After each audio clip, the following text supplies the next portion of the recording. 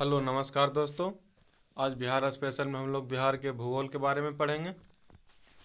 Video अच्छा लगे तो चैनल को सब्सक्राइब करिए और वीडियो को लाइक शेयर ज़रूर करें।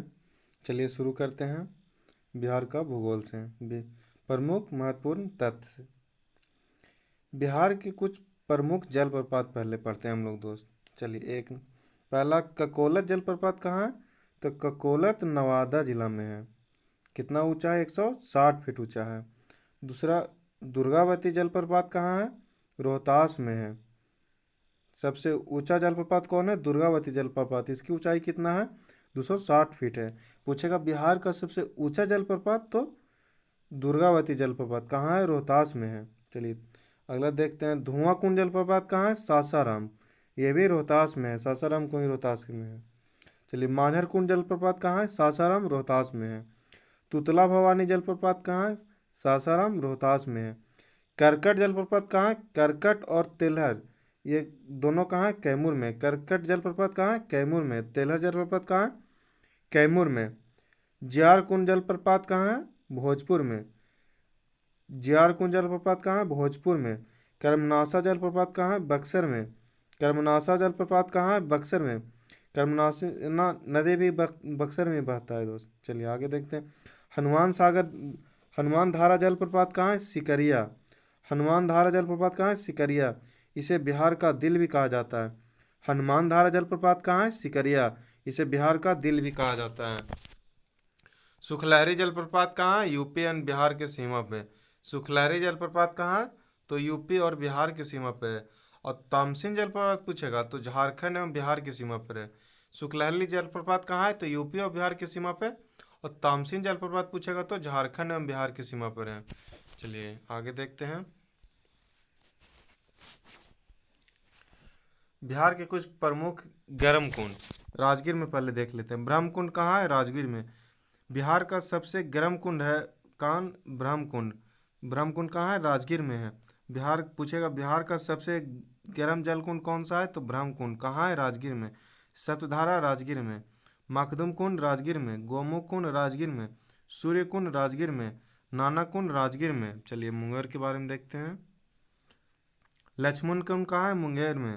सबसे गर्म है मुंगेर का सबसे गर्म कुंड लक्ष्मण कुंड। रामेश्वरम कुंड कहाँ है? मुंगेर में। जन्म कुंड कहाँ है? मुंगेर में। सिंगार ऋषि कुंड कहाँ है? मुंगेर में। पंचतंत्र कुंड कहाँ है? मुंगेर में। सीता कुंड कहाँ है? मुंगेर में। ऋषि कुंड कहाँ है? मुंगेर में। भीम बांध कहाँ है? मुंगेर में। भरारी कुंड कहाँ है? मुंगेर में। अंतिम गया अग्नि कुंड कहाँ है? तो गया में। देखिए सीता कुंड लोग कहते हैं गया में, नहीं दोस्त, सीता कुंड है मुंगेर में। अग्नि कुंड है गया में। बिहार के प्रमुख झील देखते हैं। कांवर झील कहाँ है? तो बेगूसराय में। बिहार का पहला रामसर साइट 39वां रामसर साइट कौन था? तो कांवर झील। बिहार का पहला रामसर साइट कांवर झील है एवं भारत का 39वां रामसर साइट कौन था? तो कांवर झील। कहाँ है? बिहार में, बेगूसराय में। गोगा भील झील कहाँ है? कटिहार में। गोगा भील झील कहाँ है? कटिहार। गोगा झील कहाँ है या घोंघा झील कहाँ है? तो कटिहार में है। कुशेश्वर झील कहाँ है? दरभंगा में। राजा कुशेश्वर वर भी दरभंगे के राजा थे, तो कुशेश्वर झील कहाँ है? दरभंगा में। घोड़ा कटोरा झील कहाँ है? राजगीर में। राजगीर कहाँ है? नालंदा जिला में। अनुपम झील कहाँ है? कैमूर में है। अनुपम झील कहाँ है? कैमूर में है। सिमरी झील कहाँ है? सहरसा में है। सिमरी झील कहाँ है? सहरसा में है। जगतपुर झील कहाँ है? भागलपुर में है। मोती झील कहाँ है? मोतिहारी में है। मोती झील कहाँ है? मोतिहारी में। सरैया मंझिल कहाँ है? बेतिया में, यानी पश्चिमी चंपारण में। और पिपरा मंझिल कहाँ है? मोतिहारी यानी पूर्वी चंपारण में। देखिए कंफ्यूज नहीं होइएगा दोस्त। सोरैया मन पूछेगा तो बेतिया। बेतिया कहाँ है? तो पश्चिमी चंपारण में है। और पिपरा मन पूछेगा तो मोतिहारी। और मोतिहारी किस जिला में है? तो पश्चिमी चंपारण में। वीडियो अच्छा लगे तो चैनल को सब्सक्राइब करें दोस्त, हम लाइक करें वीडियो को। नागिन अटकी कहाँ है? तो या गढ़ी डैम जमुई में। चलिए आगे देखते हैं दोस्त। बिहार के वन्य जीव अभयारण्य। बिहार में एक राष्ट्रीय उद्यान तथा वन्य जीव अभयारण्य है। कितना? 12 वन्य जीव अभयारण्य है तथा एक टाइगर रिजर्व भी है। आगे देखते हैं दोस्त। वाल्मीकि राष्ट्रीय उद्यान कहाँ है? बिहार में। भीमबाद वन्य जीव अभयारण्य कहाँ है? बिहार में। मुंगेर जिला में है। वाल्मीकि राष्ट्रीय उद्यान कहाँ है? पश्चिमी चंपारण में। इसके बारे में देखते हैं। बिहार का एकमात्र राष्ट्रीय उद्यान कौन सा है? पश्चिमी चंपारण वाल्मीकि राष्ट्रीय उद्यान। बिहार का सबसे घने वन कहाँ पाए जाते हैं? तो वाल्मीकि राष्ट्रीय उद्यान में पाए जाते हैं। चलिए, गौतम बुद्ध पक्षी विहार कहाँ है? गया में है। इसे तितली वन विहार भी कहा जाता है दोस्त। चलिए, कांवर झील वन्य जीव अभ्यारण्य कहाँ है? बेगूसराय में। बिहार का पहला रामसर साइट एवं भारत का कैमा है? तो 39वां है। दर्जा कब मिला था? 2020 में मिला था। चलिए आगे देखते हैं। कैमूर वन्य जीव अभ्यारण्य कहाँ है? रोहतास में। रोहतास कहाँ? कैमूर में। रोहतास या कैमूर दोनों में कोई भी देता है ऐसे दोस्त। चलिए, बिहार का सबसे बड़ा बड़ा वन्य जीव अभ्यारण्य बन रहा है कहाँ? कैमूर वन्य जीव अभ्यारण्य प्रस्तावित है। नागी बांध पक्षी विहार कहाँ है? जमुई में। सबसे छोटा पक्षी अभ्यारण्य नागी बांध पक्षी विहार कितना किलोमीटर में? 1.92 किलोमीटर में फैला हुआ है। नकटी डैम वन्य जीव अभ्यारण्य कहाँ है? जमुई में है। कितना वर्ग किलोमीटर में? 3.33 वर्ग किलोमीटर में। राजगीर वन्य जीव अभ्यारण्य कहाँ है? नालंदा में है। उदयपुर वन्य जीव अभ्यारण्य कहाँ है? पश्चिम चंपारण में है। रजौली वन्य जीव कहाँ है? नवादा में है। कुशेश्वर स्थान पक्षी विहार वन्य जीव कहाँ है? दरभंगा में। साइबेरियन पक्षियों का आश्रम स्थल कहा जाता है। रूस वाले साइबेरिया क्षेत्र से आते हैं पक्षी। बड़ेला पक्षी अभ्यारण्य कहाँ है? वैशाली में। बड़ेला सलीम अली पक्षी अभ्यारण्य कहाँ है? वैशाली में। दूसरा सबसे छोटा वन्यजीव अभ्यारण्य कौन सा है? बड़ेला पक्षी विहार अभ्यारण्य वैशाली में, 1.98 किलोमीटर। विक्रमशिला डॉल्फिन वन्यजीव अभ्यारण्य कहाँ है? भागलपुर में। भारत के सबसे पहले डॉल्फिन अभ्यारण्य का दर्जा दिया गया है इसको। चलिए आगे देखते हैं नोट में। बिहार का पहला डॉल्फिन रिसर्च सेंटर कहाँ है? पटना में। डॉल्फिन अभ्यारण्य पूछेगा तो भागलपुर में, और रिसर्च सेंटर पूछेगा तो पटना में। डॉल्फिन प्रोजेक्ट कब आया था? 2009 में।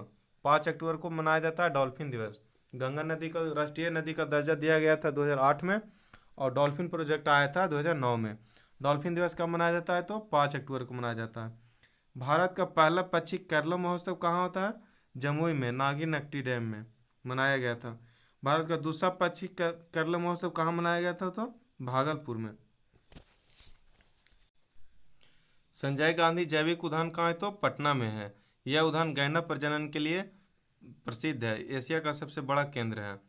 वन रिपोर्ट दोस्त बदलते रहता है, इसको आगे बढ़ा देते हैं। चलिए, बिहार की नदियाँ के बारे में देखेंगे हम लोग। बिहार का सबसे प्रमुख नदी कौन सी है? तो गंगा है। यह बिहार में बक्सर जिला में प्रवेश करती है। कहाँ से प्रवेश करती है? तो बक्सर जिला के चौसा स्थान से। चौसा इसी के किनारे बसा हुआ है।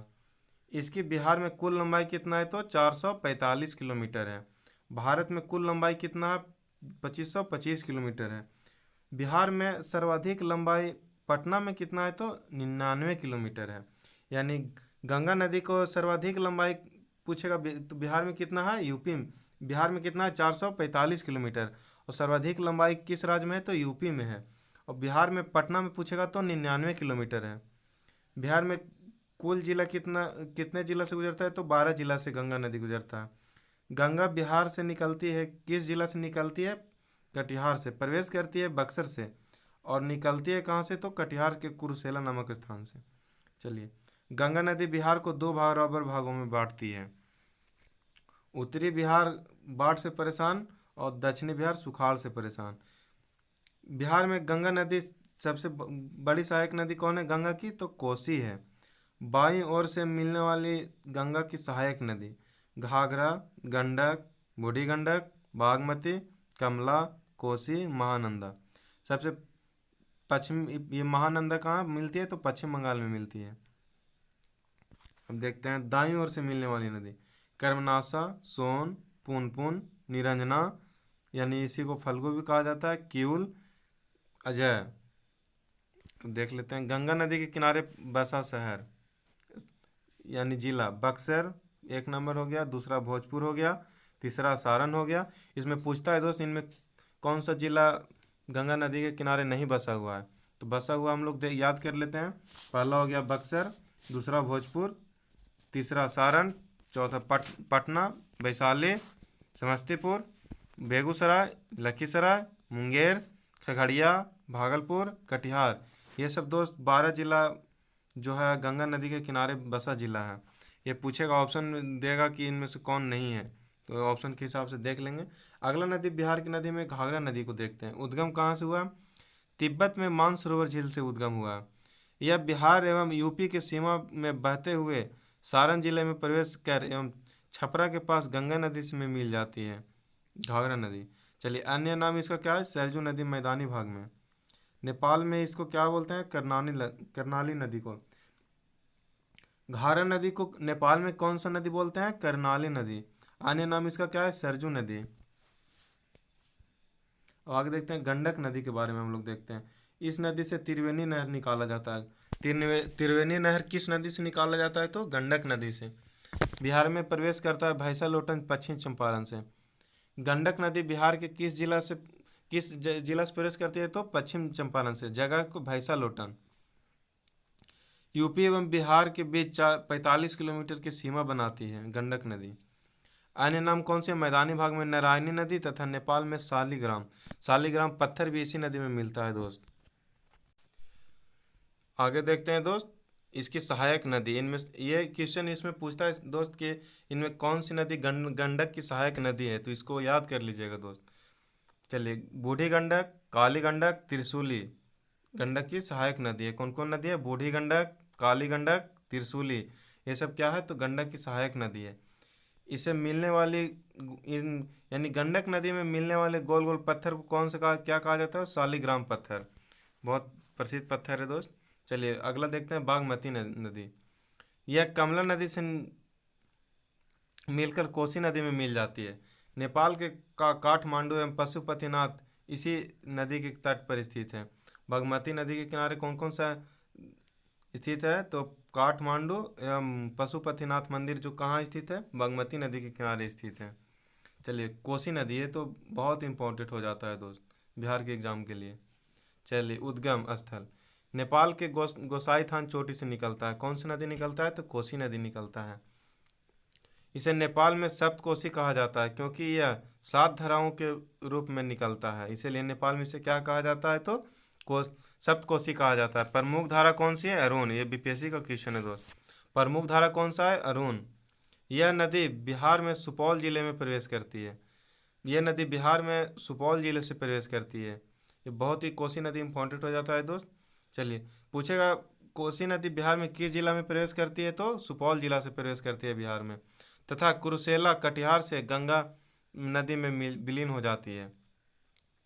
भारत का सर्वाधिक मार्ग परिवर्तन करने वाली नदी कौन सा है? तो कोसी नदी हो गया। बिहार का शोक भी इसी नदी को कहा जाता है। भारत का सर्वाधिक तीर ढाल से होकर बहने वाली नदी कौन सी है? तो कोसी नदी है, इसीलिए इसे क्या कहा जाता है? बिहार का शोक कहा जाता है। कोसी नदी घाटी परियोजना कब आया था? 1954 में आया था, भारत और नेपाल के बीच। कोसी नदी की लंबाई कितना है? तो 729 किलोमीटर है। कोसी नदी की लंबाई कितना है दोस्त? तो 729 किलोमीटर है। चलिए, अब अगला देखते हैं महानंदा नदी। उद्गम स्थल पश्चिम बंगाल के दार्जिलिंग पहाड़ी से निकलती है। गुजरती है किशनगंज, पूर्णिया, कटिहार से। महानंदा कितने जिलों से गुजरती है? तो किशनगंज, पूर्णिया और कटिहार।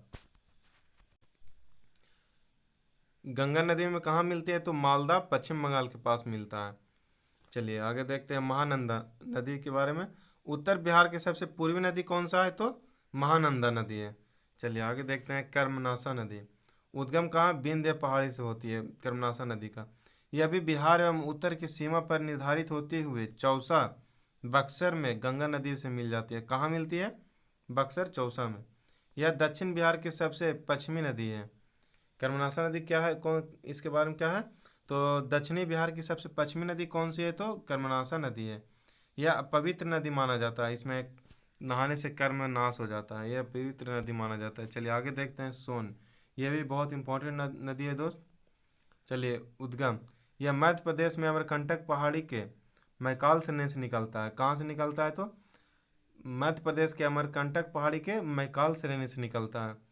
यह बिहार में रोहतास से होकर प्रवेश करती है। सोन नदी कहाँ से प्रवेश करती है? तो बिहार में रोहतास जिला से प्रवेश करती है। यह पटना दानापुर के पास गंगा नदी से मिल जाती है। कहाँ मिलती है? तो पटना दानापुर के पास कहाँ गंगा नदी में मिल जाती है। यह बिहार की सबसे पुरानी नदी घाटी परियोजना निर्माण कब हुआ था? 1874 में। डेहरी ऑनसोन परियोजना रोहतास से कब निर्माण हुआ था? 1874 में। सबसे पुरानी, बिहार की सबसे पुरानी नदी घाटी परियोजना है। इस पे प्रमुख बांध देख लेते हैं। डेहरी बांध कहाँ है? रोहतास में। इंद्रपुरी बांध कहाँ है? रोहतास में। बाणसागर बांध कहाँ है? मध्य प्रदेश में, सोन नदी पर। बाणसागर बांध कहाँ है? मध्य प्रदेश में, सोन नदी पर है। आगे देखते हैं पुनपुन नदी। उद्गम कहाँ है? झारखंड के पलामू जिला के छोटा नागपुर पठार से। उद्गम पुनपुन नदी कहाँ से निकलती है? तो उद्गम झारखंड के पलामू जिला के छोटा नागपुर पठार से। बिहार में कहाँ से प्रवेश करती है? तो औरंगाबाद से। गंगा नदी में मिलती है कहाँ? पटना फतुहा के पास। चलिए अब देखते हैं एक और इम्पोर्टेंट नदी, फल्गु नदी के बारे में। उद्गम हजारीबाग के पठार से होता है।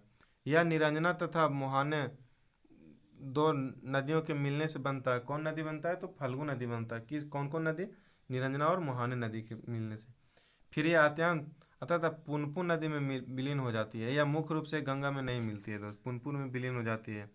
तो गया फल्गु नदी के किनारे स्थित शहर है। यहाँ विष्णुपद मंदिर स्थित है। विष्णुपद मंदिर किस नदी के किनारे स्थित है? तो फल्गु नदी के किनारे स्थित है। पितरपक्ष मेला भी कहाँ लगता है? तो फल्गु नदी के किनारे लगता है। फल्गु नदी पर भारत का सबसे बड़ा रब्बर डैम गया जी, इसका गया का नाम बदल कर गया जी कर दिया गया है। चलिए इस नदी के किनारे गौतम बुद्ध को ज्ञान की प्राप्ति हुआ था। चलिए आगे देखते हैं बिहार में नदियों के किनारे बसा प्रमुख स्थित शहर। पटना किस नदी किनारे है? गंगा। बाढ़ किस नदी किनारे है? गंगा। मोकामा किस नदी किनारे है? गंगा। बेगूसराय किस नदी किनारे? गंगा। लखीसराय किस नदी किनारे बसा है? गंगा। बढ़िया किस नदी किनारे बसा है? गंगा। मुंगेर किस नदी किनारे बसा है? तो गंगा। भागलपुर किस नदी किनारे बसा है? गंगा। हाजीपुर किस नदी किनारे बसा है? तो गंडक। हाजीपुर गंडक। सोनपुर गंडक। हाजीपुर गंडक। सोनपुर गंडक। मुजफ्फरपुर बूढ़ी गंडक। खगड़िया बूढ़ी गंडक। समस्तीपुर बूढ़ी गंडक। दरभंगा किस नदी किनारे बसा है? बागमती। गया फल्गु। फतुहा पुनपुन और गंगा दोनों के किनारे बसा है दोस्त। चलिए बक्सर गंगा। छपरा घाघरा। छपरा किस नदी किनारे बसा है? घाघरा। इसी को सरयू बोलते हैं। अब बिहार की नदी घाटी परियोजनाएं देखते हैं दोस्त। चलिए भारत का पहला नदी घाटी परियोजना कौन है? दामोदर नदी घाटी परियोजना। स्थापना निर्माण कब हुआ था? 1948 में।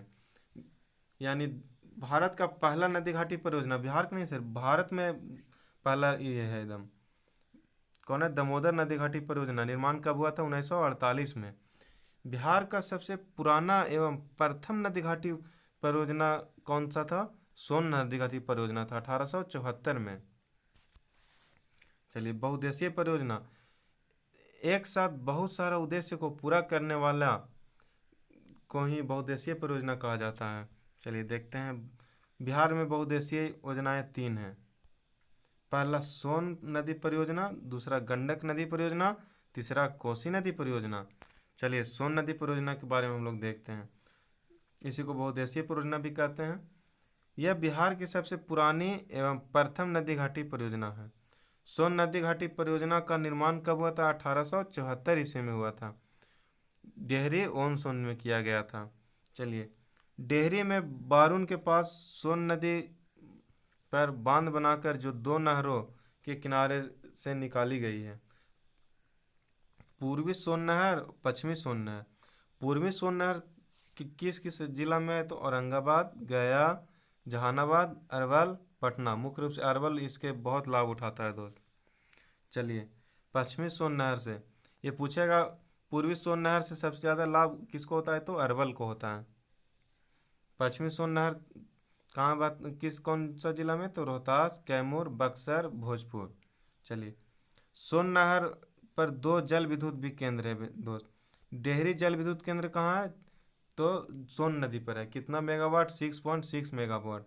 बारून जल विद्युत केंद्र किस नदी पर है? तो 3.6 मेगा, सोन नदी पर है। कितना मेगावाट? 3.3 मेगावाट। बारून कहाँ है? सोन नदी पर है। चलिए आगे देखते हैं गंडक बहुउद्देशीय परियोजना।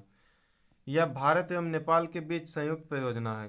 गंडक बहुउद्देशीय परियोजना, इसका लाभ बिहार, यूपी, नेपाल तीनों को मिलता है। इस परियोजना के लिए 1959 में नेपाल के साथ समझौता हुआ था गंडक परियोजना के तहत लिए। इस परियोजना का काज 1960 में प्रारंभ कर दिया गया था। पश्चिमी चंपारण के भैंसा लोटा के पास गंडक नदी पर बांध निर्माण किया गया था। वाल्मीकि नगर के पास इस बांध से त्रिवेणी नहर निकाला जाता है। कौन सी नहर निकाला जाता है? तो त्रिवेणी नहर निकाला जाता है। कोसी बहुउद्देशीय परियोजना, यह परियोजना भी भारत एवं नेपाल के बीच संयुक्त परियोजना है। इस परियोजना की स्थापना कब हुआ था? कोसी को 1953 में। इस परियोजना का लागू हुआ था 1954 में। स्थापना हुआ था 53 में दोस्त, और लागू कब हुआ था? 1954 में। इस परियोजना के तहत हनुमान नगर बांध बनाकर नेपाल में जलाशय का निर्माण किया गया था। हनुमान नगर बांध कहाँ है? नेपाल में। इस परियोजना से दो नहर निकाली गई है, पश्चिमी कोसी नहर और पूर्वी कोसी नहर। चलिए दोस्त, इस वीडियो को इतना ही रहने देते हैं। अगली वीडियो में हम लोग बिहार के मिट्टी के बारे में देखते हैं। वीडियो अच्छा लगे तो चैनल को सब्सक्राइब करें, वीडियो को लाइक करें। जय हिंद।